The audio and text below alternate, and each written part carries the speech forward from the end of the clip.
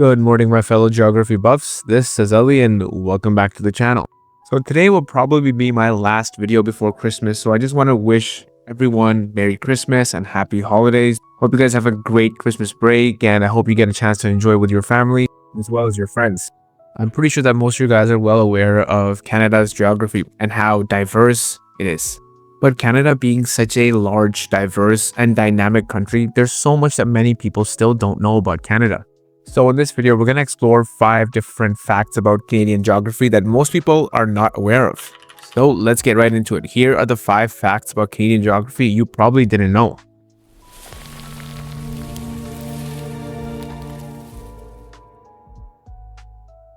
So for number 1, you probably didn't know that parts of northern Canada are actually gaining elevation. You see, during the last ice age, thick ice sheets covered much of northern Canada, and the extreme weight of this ice actually pushed down the continent. And now that the majority of these ice sheets have melted, the ground has been rising steadily, approximately a few inches per year. This phenomena is known as the Isostatic Rebound, and this process is most notable in regions like northern Quebec, Hudson Bay, and parts of the Arctic archipelago, where the land was heavily compressed by ice sheets. The rebound is gradual, often occurring at rates at a few millimeters to a few centimeters per year, but over long periods of time, it can cause significant elevation changes. And like I previously mentioned, the rise is happening because of the land that was once weighted down by the ice is now free to move upward due to the reduction in pressure. However, the effect is not uniform across all northern Canada. In some areas, the rebound is stronger, while in others, particularly along coastal regions, other factors such as sea level rise might counteract the rebound. Okay, now moving on to number 2. Now, most of us know that Canada is the second largest country in the world in terms of land area. But did you know that a significant portion of that land area is actually covered by lakes? Estimates claim that approximately 9% of Canada's total area is covered by freshwater lakes. That's approximately 891,000 square kilometers or 344,000 square miles. Now, that is so significant of a number that if you remove the lakes from Canada's total area, Canada would then become the 4th largest country in the world, falling behind both the United States and China. This is a good illustration of just how much fresh water Canada really has. So for number 3, I'm sure most of you are aware of the American Four Corners, that being the geographical location where the states of Utah, Colorado, Arizona, and New Mexico meet. This is known as a quadrupoint in geography, which is basically a point on Earth where 4 distinct political territories meet. The Four Corners Monument in the US is a quadrupoint with all 4 sides creating a 90-degree angle.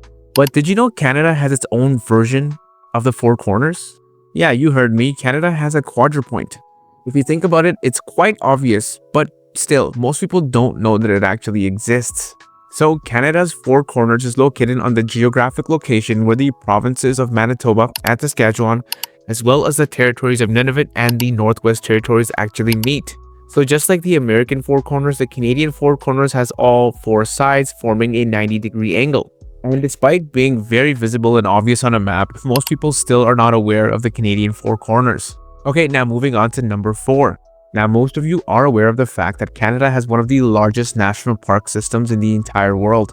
This includes one of the largest national parks in the entire world. I'm talking about the Wood Buffalo National Park. Now, this park, established in the year 1922, was formed to protect the world's largest herd of free-roaming bison. Now, this park is absolutely massive. In fact, it's the 2nd largest national park in the entire world. It's so large that it's larger than many countries around the world. In fact, at a staggering 44,000 square kilometers or 17,000 square miles, it's larger than the entire country of Switzerland. And that's just one national park.